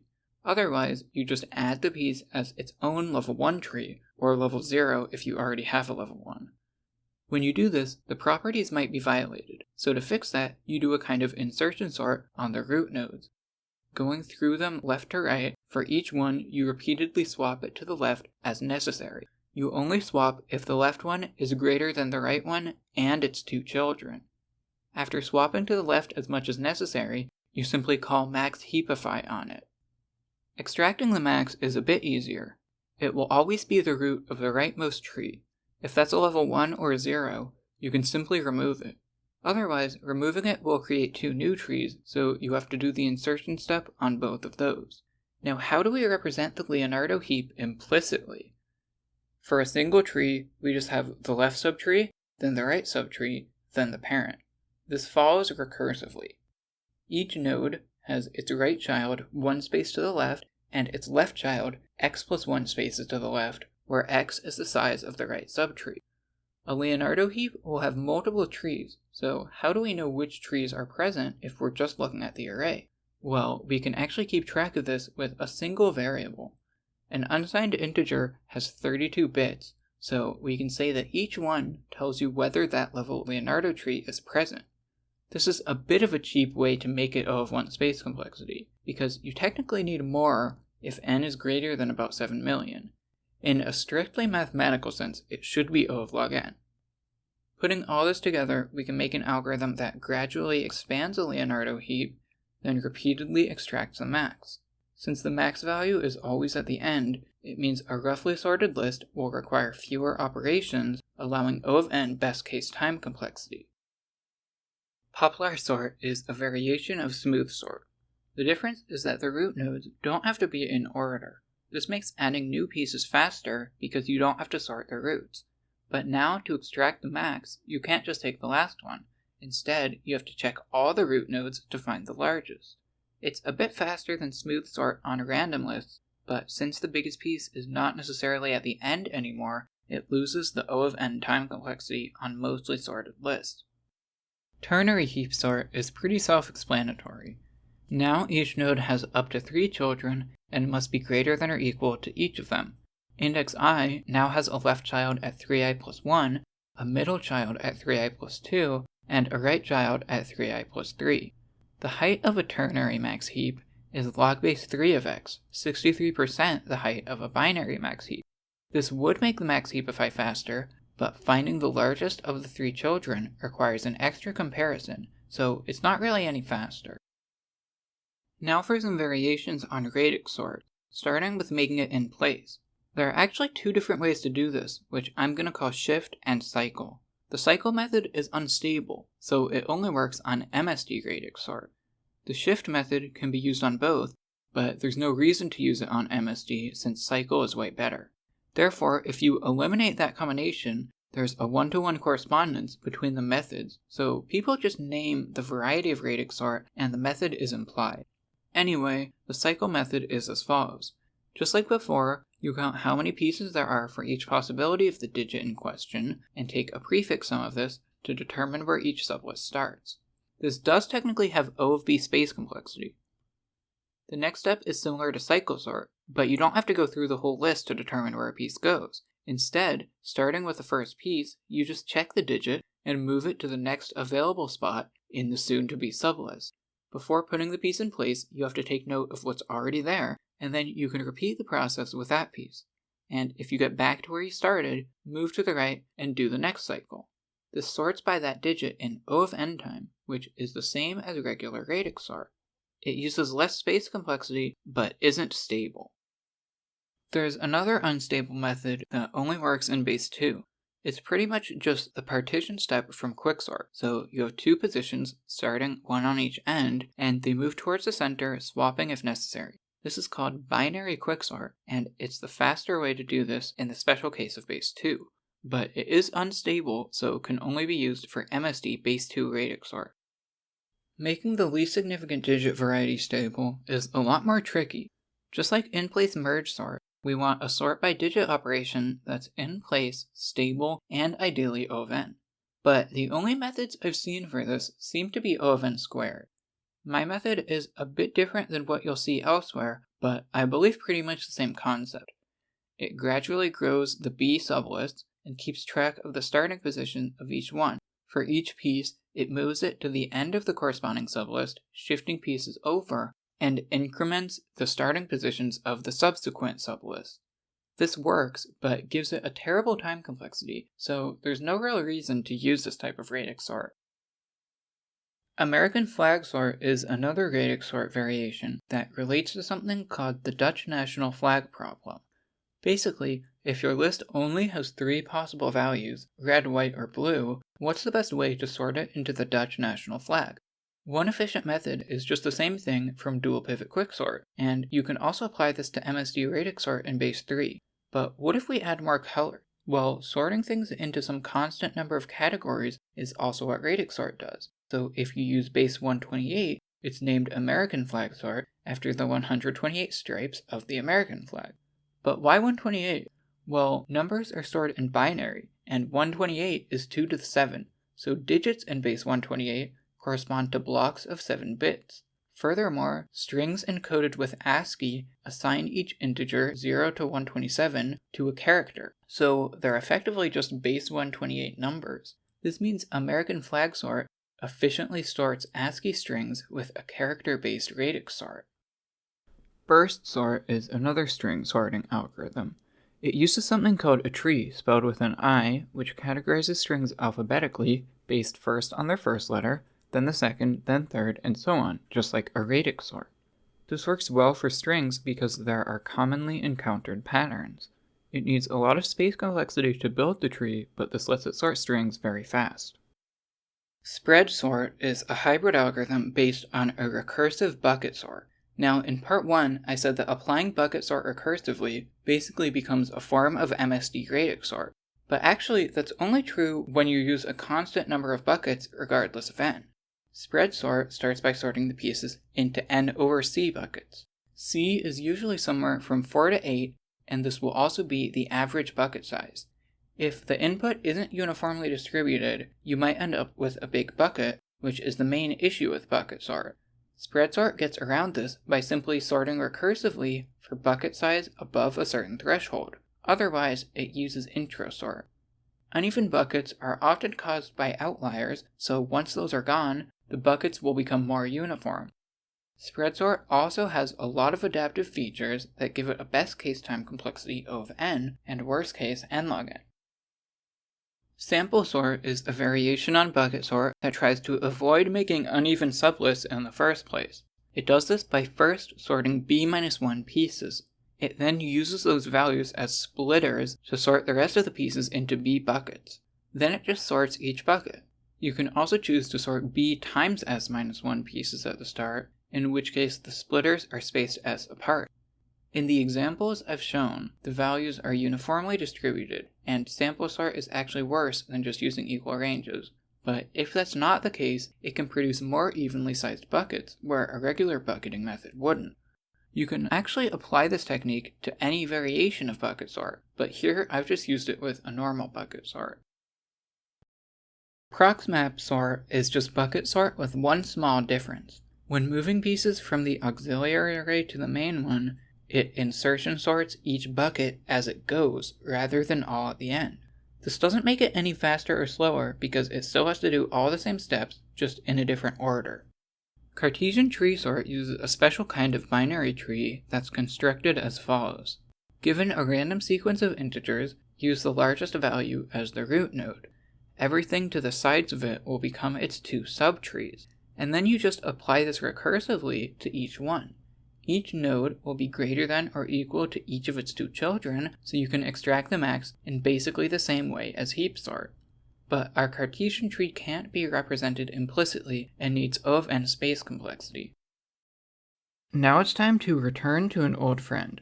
As mentioned previously, the holy grail of comparison-based sorting is to find an algorithm that's in place, stable, and n log n. But so far, not a single algorithm has achieved this goal. As a result, any algorithm that does so is well deserving of the title Final Boss of Sorting Algorithms. And now, in the moment we've all been waiting for, it's finally time to conquer that algorithm once and for all. So welcome to Section 4, Block Sort.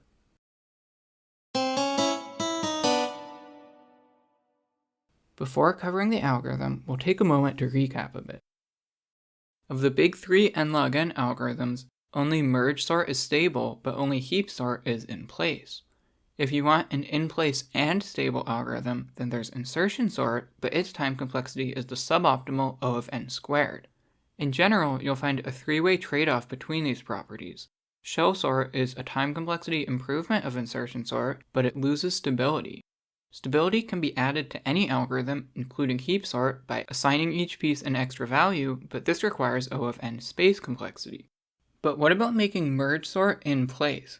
The space complexity actually comes from two different sources. The first of these, recursion, is easy to get rid of using an iterative merge sort. We just have to do all the merges of the same size at the same time. If we call this an iteration, then the sublist to be merged will double in size every iteration. But the main source of space complexity comes from the combine halves operation itself, specifically its use of auxiliary arrays. If we want a type of merge sort to be in place, stable, and O of n log n, then we'll need to use an iterative merge sort with a combine halves operation that's in place, stable, and O of n. Now there is one very specific case where that's easy. If the length of the left sublist is in O of square root n, then you can merge it into the right sublist with an algorithm called rotation-based merging. Basically, you repeatedly use a binary search to find where the first piece goes, then rotate the entire left sublist over there and drop the first piece. This technique is O of n time complexity because each rotation is O of square root n, and that's also the number of rotations. In fact, if the number of unique values in the first sublist is a constant k, then there will only be k rotations. Unfortunately, it's not O of n when the sublists are even, so we can't use it directly for an optimal in-place merge sort, but it will show up a few more times in this video, and it shows the power of square root n. The algorithm that does achieve optimal in-place and stable merging is block sort, and the basic concept is as follows. Instead of merging the entirety of the sublist at once, you break them up into blocks, then rearrange the blocks, and do a bunch of smaller local merges. The two halves will be about equal in length, so if A is the length of the first half, you can use square root A as the block size, and then this will also be the number of blocks for each sublist. This means the total number of blocks is in O of square root n, and the block size is as well. A standard combine halves operation will use O of n time and space complexity. But by breaking it up into two parts, the block rearrangement and the local merging, you can keep the O of n time complexity, but reduce space complexity to O of square root n. With a few more tricks, it's even possible to make it fully in place. The specifics of how this is done can vary depending on the type of block sort. The most popular is Wiki sort. If you hear someone talk about block sort without mentioning a specific type, you can usually assume it's Wiki sort. Another type is Grail sort. But the original block sort from this 2008 paper is different than both of these. There's also square root sort. It has a space complexity O of square root n, which is not fully in place, but it is simpler and a good intermediary step to understand the others. So I'll be covering them in the order square root, original, wiki, grail. But all of them have the same basic outline, so we'll start with that. The first step is to use floor of square root a as the block size. Floor just means you round down, since square root a probably isn't an integer. Using this block size, break up both a and b into blocks. You'll probably have an undersized block for both a and b. You could just place these at the end. You can then ignore the undersized blocks until the local merging.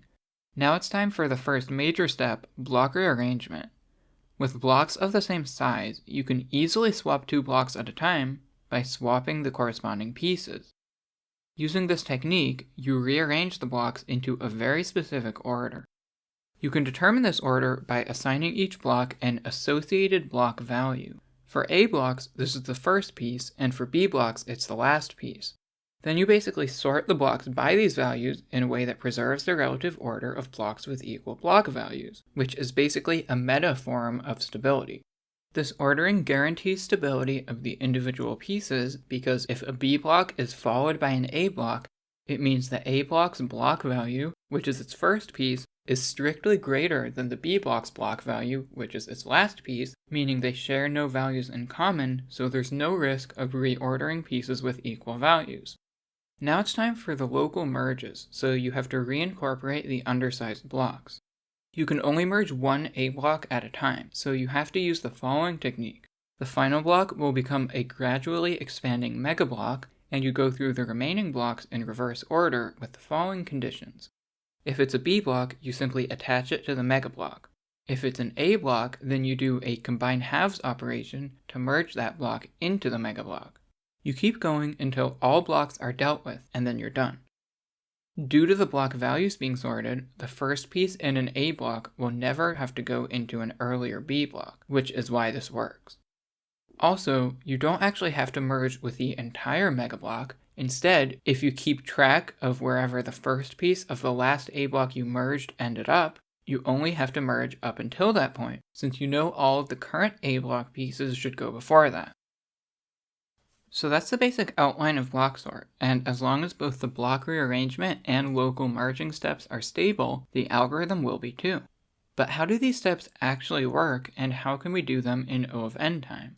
Well, the specifics depend on the type of block sort, so we'll start with square root sort. Remember, the block size is in O of square root n, as is the number of blocks for A, B, and total.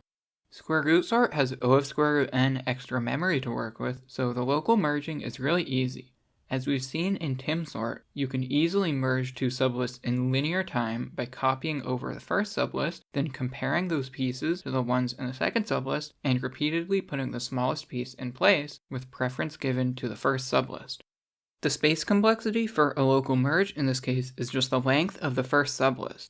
That's always just a single A block, so it's O of square root n for a single local merge, as well as for the entire local merging step, since you can delete the auxiliary array after each one. The time complexity of a local merge is the total length. This can actually vary, but it always contains one A block up to one B block and some number of extra B blocks. Due to the way the block values are sorted, the first A piece always goes before the last piece in the first B block after it, so the extra blocks can't stick around for more than one local merge. Therefore, the average time complexity per local merge is O of square root n. This happens O of square root n times, so the local merging is O of n in total. What about the block rearrangement though? It's basically a large-scale merge with blocks instead of pieces and block values instead of piece values. But we can't merge the same way as before, since that would require copying half the list, which is O of n space complexity. So instead, we use a technique called roll and drop.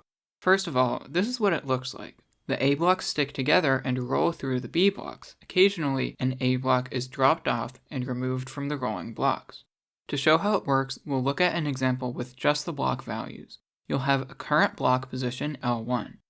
Every round, you compare the lowest valued A and B blocks that haven't been dropped, and whichever one is lower, you block swap that over to L1, then drop the block from further consideration and move L1 over.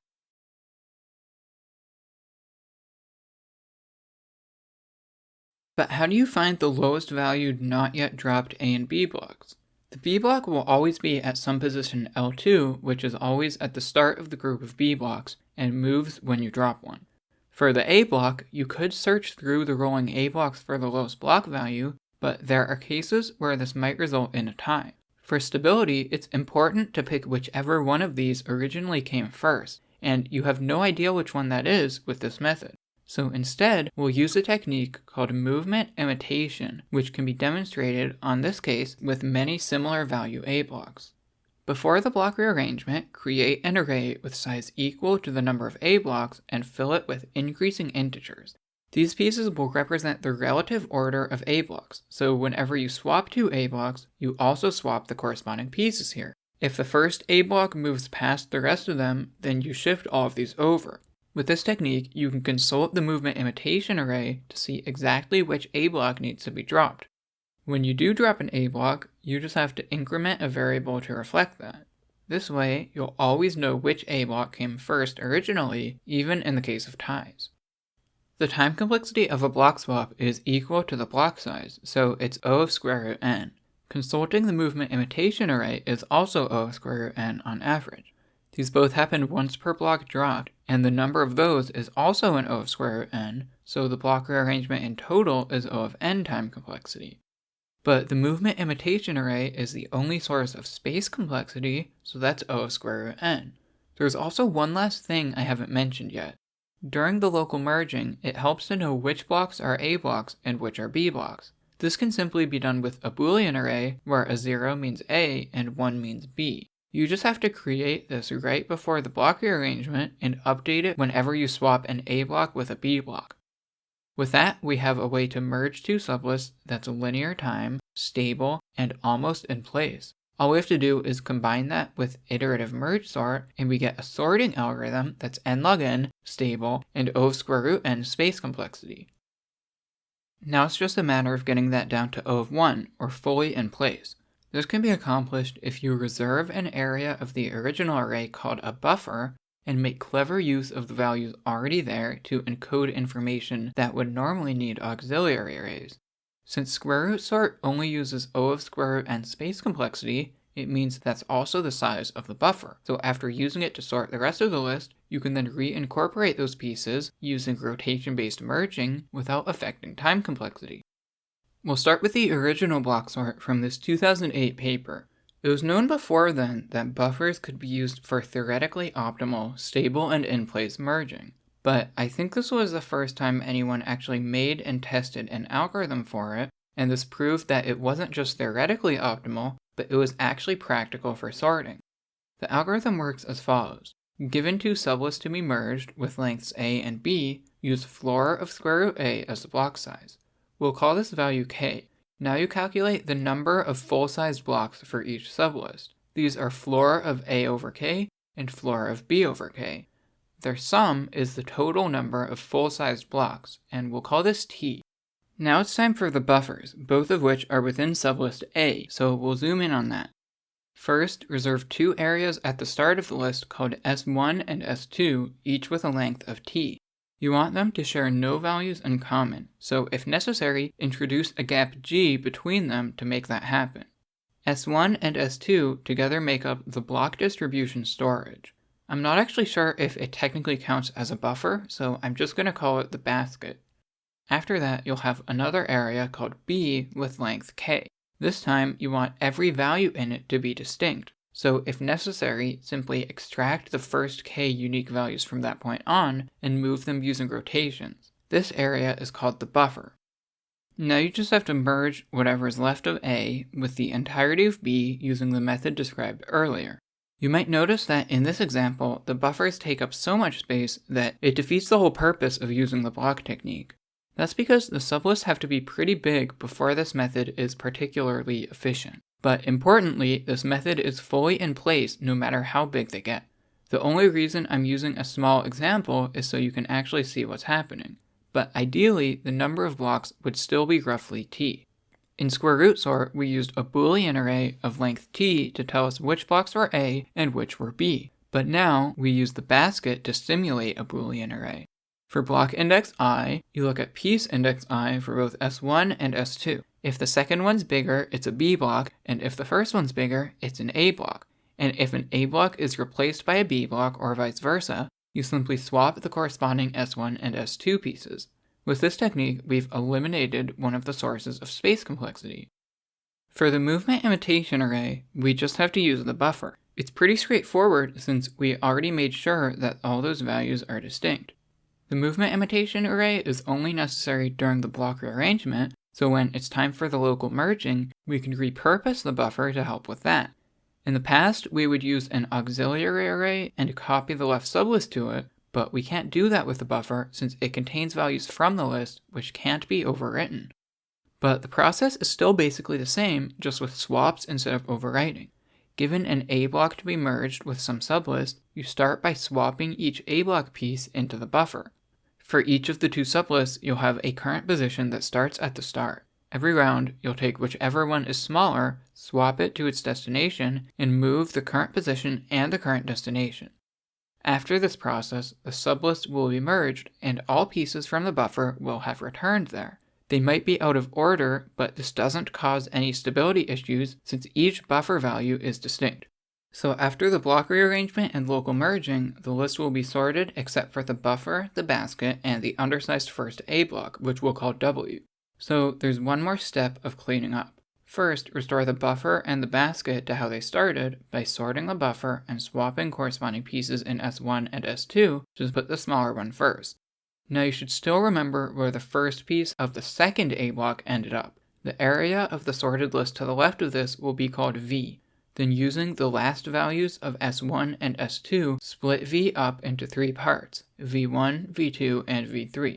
Using rotations, make the list go S1, V1, G, S2, V2, B, W, V3, and then the rest of the list. Now merge W and V3, and then absorb this into the rest of the list. Then do 3 final merges, S1 with V1, S2 with V2, and B with the rest of the list. You can no longer use a buffer for these 3 merges, so instead, you just have to use the rotation-based merging algorithm from the beginning of the video. With that, you have merged A and B in O of n time while being in place and preserving stability. Now there are a few cases you have to consider. If the gap G is so long that there's no room for the buffer, then the first sublist is simply S1, G, S2. So you use G to break up B into B1 and B2, then rotate to get S1, B1, G, S2, B2. Then just use rotation-based merging to merge the S1 and S2 into B1 and B2. Another case is if you can't get enough unique values to form the buffer. In that case, however many you did get, that will be the number of A blocks, and you use a bigger block size. That way, the buffer is still enough for movement imitation, but not for the local merging, so you have to use rotation-based merging for those, which is fine because now you know the number of unique values in the rest of A equals the size of the buffer, therefore there's an average of 2 rotations per local merge, saving time complexity. The paper never actually turned this block merging algorithm into a sorting algorithm. I think the best approach for that would be to use iterative merge sort as a baseline, and only for sublist size over 100 do you use the block sort merging algorithm. But even with A and B of size 100, the buffers will still take up half of A, which really does hurt the efficiency of using them at all. Clearly, if we want block sort to be efficient on relatively small sublists, we need a different implementation. That's where Wiki sort comes in. The main difference is that instead of doing block rearrangement and then local merging, it interlaces the 2 steps. You might think this is worse, because now you need both a movement imitation buffer and local merging buffer at the same time. But doing this eliminates the need for the block distribution storage, which actually took up 80% of the buffer area. So in Wikisort, every time you drop an A block, you have to do a local merge. This means you do the local merges left to right. So we'll look at a weaker example where you're given the block sorted by block value, and you have to do the local merging left to right. It's not enough to simply merge an A block with the following B blocks, since the merge actually needs to go up until wherever the first piece of the next A block ends up within the B block after that.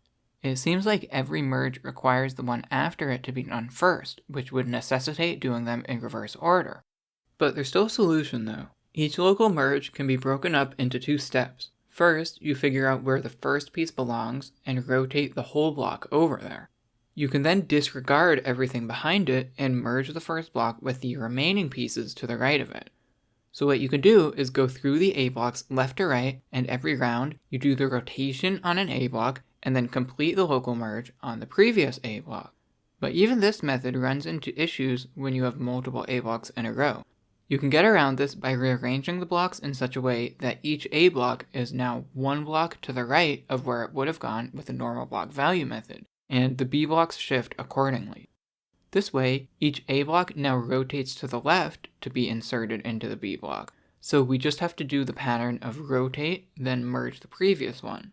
With that out of the way, we can now get into the actual Wikisort algorithm.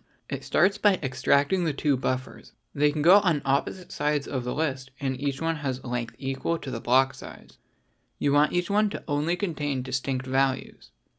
Now you begin the block step. The first buffer is used to track the relative order of the A blocks, but it doesn't use movement imitation. Instead, for each piece in the buffer, you swap it with the second piece of the corresponding full A block.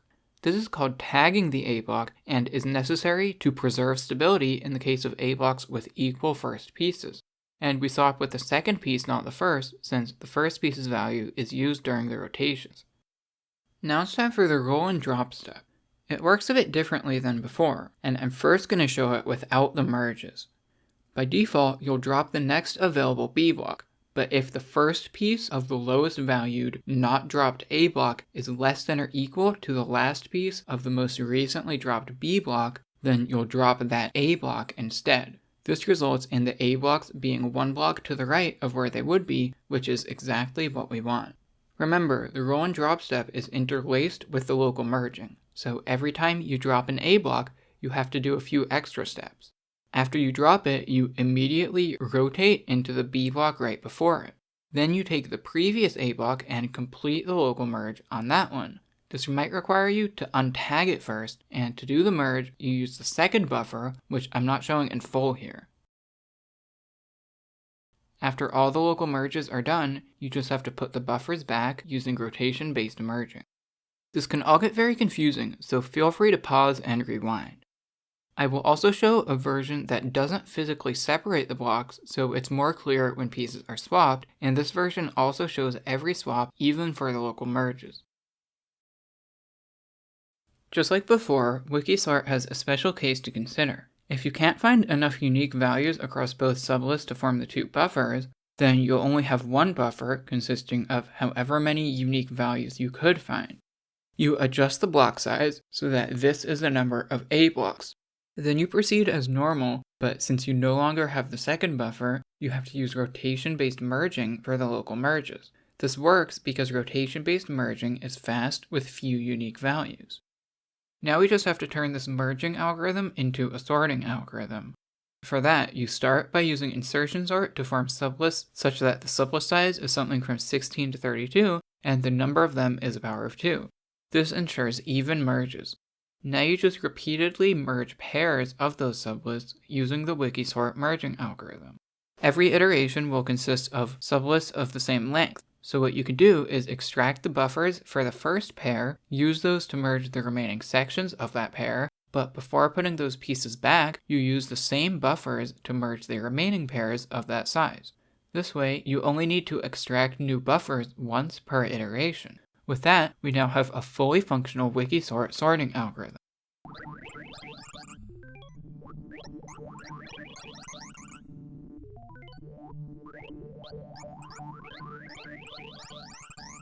Now it's time for Grail sort.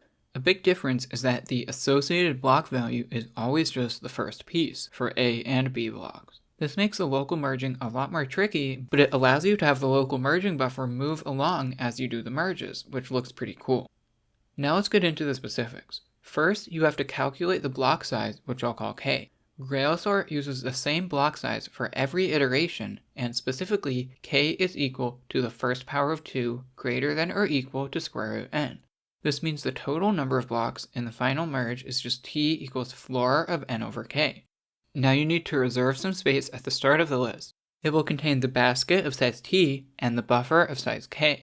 Before even merging anything, you fill the space with all unique values while sorting it. This is actually more space than you need for any merge other than the final one, but reserving all of it right away means you only have to do this step once. The next step is to start sorting the rest of the list with an iterative merge sort, specifically the variety that uses powers of 2, so it merges pieces into pairs, then into groups of 4, 8, 16, and so on. To merge two equally sized sublists, you usually need an auxiliary array with the same length as one of them, but for the iterations where the sublist size is less than or equal to the length of the buffer, you can use the buffer to do the merges. Grail sort has a special function called merge left, where you start with some section consisting of the buffer and then two sorted sublists, and you end with the two sublists merged followed by the buffer. As long as the buffer is at least the same length as the second sorted sublist, this technique will always work, because it's basically what we saw before, but if the first sublist started out already being swapped with the buffer. So on a given iteration, if you're merging sublists of size x, you'll take the last x pieces from the buffer and use those as a buffer for the merge left function. The buffer will move along the sublist and eventually reach the end. If necessary, you can easily move it back to the beginning with a rotation, and then you'll have the full buffer for the next iteration. But eventually, you'll reach a point where the sublists to be merged are bigger than the buffer, specifically exactly twice the size, and you can no longer use merge left. In that case, it's time to use the blocks. Grail sort uses the same block size for every merge, regardless of the length. So the first iteration of block merging, the sublists are broken into 2 blocks, then into 4, 8, and so on. Each one of these merges is actually pretty similar to the original block sort, so let's take a look at one of them. You start by rearranging the blocks with the roll and drop technique. Instead of having a block distribution storage and a movement imitation buffer, Grail sort uses the basket with the combined functionality of both of these. First, you only consider the amount of pieces from it corresponding to the total number of blocks in the current merging step. Since every piece is distinct, you can take the one that corresponds to the last A block and say that anything greater than that represents a B block. Then you can use these pieces to directly represent the A and B blocks, instead of just the relative order like before. Now, every time you swap 2 blocks, all you have to do is swap the corresponding pieces in the basket. There's no shifting over anything. You can tell which ones are A because they'll all be less than a certain value. At this point, the roll and drop step continues as normal, except that the associated block value will always be the first piece of each block. After the block rearrangement is complete, it's time for the local merges. Grail sort does this a bit differently than usual. That's because now, each block might have to be merged with blocks on both sides of it. The process for the local merges involves a slightly different merging function than before, called smart merge left. Basically, when you merge 2 sublists, the resulting sublist will either have a bunch of A values or a bunch of B values at the end. I'm going to call this the bonus area. Smart merge left makes sure that the ending configuration is the merged list, then the buffer, and only after that the bonus area, which can be from A or B. This is necessary because the bonus area might be needed for future merges, while the other section won't be, and the sublists to be merged are always to the right of the buffer. In Grail sort, the sublist to be merged might actually be a B block on the left and an A block on the right. But no matter what, you always prioritize pieces from A in the case of ties. With that, we can now look at how to do the local merging step as a whole. You start with a buffer followed by a bunch of A and B blocks. A and B are what I'm going to call the block types. You start by considering the first block as bonus. Then you go through each remaining block with the following conditions. If the block type is the same as the bonus area, you add the block to the bonus area. But if not, you do a smart merge left operation to merge the bonus area with that block. You keep going until you reach the end, and for the final merge, you just use regular merge left. With that, you've merged the 2 sublists. Now you reset the basket, and the buffer is now in position to merge the next pair in that iteration. You keep going like this to finish the iteration, then you put the buffer back for the next ones. Since the block size and sublist size are both powers of 2, the only risk of undersized blocks is at the very end, so we'll look at an example like that and also show all the swaps.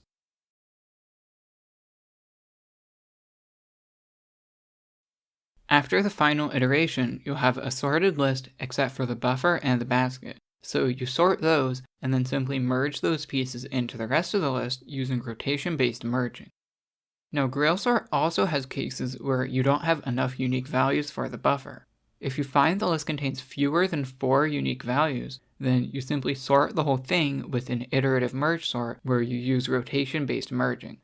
If there are more than 3 unique values, but still not enough for the buffer, then you take the number you could find, then use the biggest power of 2 less than that, and that will be the buffer size. You can use it directly for the first few iterations of the iterative merge sort as a buffer. Once the sublists are larger than the buffer, you have to switch to block merging, which is a lot more tricky this time.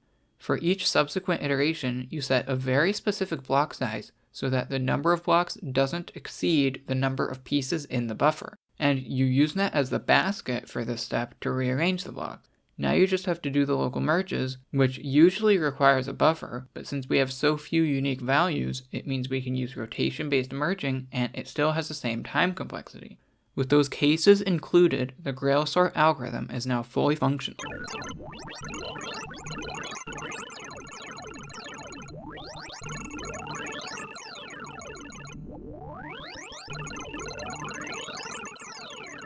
And with that, we've covered square root sort, the original block sort, wiki sort, and Grail sort. But even still, there are so many intricacies of these algorithms that I can't cover today. For example, how do you make these adaptive? They are very optimal both asymptotically and experimentally, but adaptability is an important factor for whether people want to implement these algorithms. When making something adaptive, there are just so many little tricks you can do that it's kind of beyond the scope of this video. But adaptive versions of these definitely have been made, and a lot of work on the whole idea of block merging continues to this day. In fact, Wikisort was named as such because they wanted it to be a collaborative effort that was continually added to. And Grail sort has a less subtly named improvement called Holy Grail sort, where one of the improvements is that the buffer can also move right to left. If you want to learn more about these, you can find resources in the description. Block sort is not easy to understand, so even if you only understood a little bit of the explanation, you should still feel very accomplished for knowing that much about the most complicated sorting algorithm there is. But we're still not done. We still have the bonus section, which lightens the mood and covers some more joke sorting algorithms. So let's begin.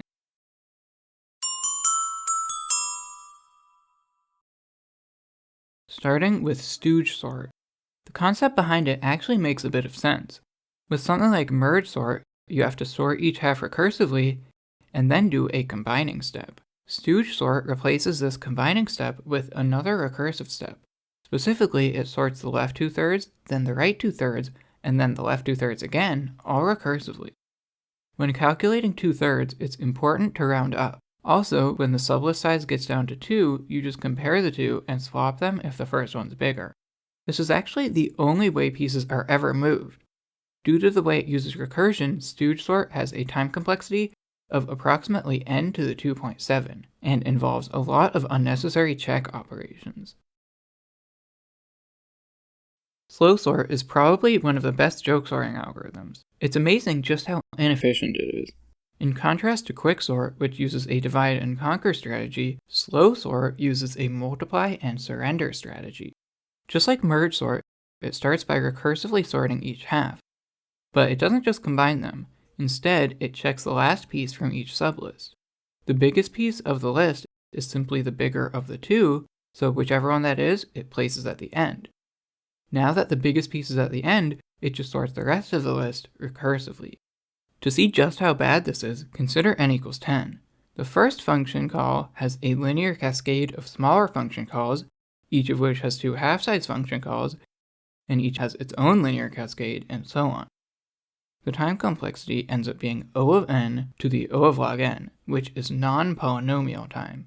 And to sort a list of size 200 requires over 200 million function calls. Then there's quantum Bogo sort. Under the many worlds interpretation of quantum mechanics, there exists a parallel universe for every possible outcome of a quantum event. So all we have to do is quantumly randomize the list and destroy the universe if it's not sorted. That way, the only surviving universe is the one where it is sorted, and this guarantees O of n time complexity. Then there's stone sort. Instead of rearranging the pieces, simply purge as many as necessary to end up with a sorted list. One method for this is similar to strand sort. You just go through the list and remove any piece smaller than the last one you kept. But if you want to save as many as possible, you have to find the longest increasing subsequence. That can actually be done in n log n time with the following algorithm. So basically, you go through the list left to right while keeping track of several candidate subsequences. These will have different lengths, and the final values for each one will be ascending. Now for each piece, use a binary search to find where its value would go within those. If it's less than all of them, you replace the size 1 candidate with it. If it's greater than all of them, you add it to the longest so far, and this becomes a new candidate. But if it's between two of them, you add it to the one above, and have this replace the one below. By the time you're done, you'll have the longest increasing subsequence. Next is sleep sort. The sleep function simply waits a given amount of time before executing the next line. If you use multi-threading, you can have several of these run concurrently. So to sort the list, you start a thread for each piece that sleeps a duration proportional to its value and then outputs that value. Miracle sort is similar to Bogo sort, but it cuts out the step of randomizing the list. So basically, if the list is sorted, you're done, and if not, just wait a little bit and then check again. Hopefully, a miracle will have happened, but if not, you could just keep repeating. There's also a minor optimization of sorting in close proximity to a uranium source to take advantage of radiation. Then there's Bogobogo sort, or Bogo squared sort.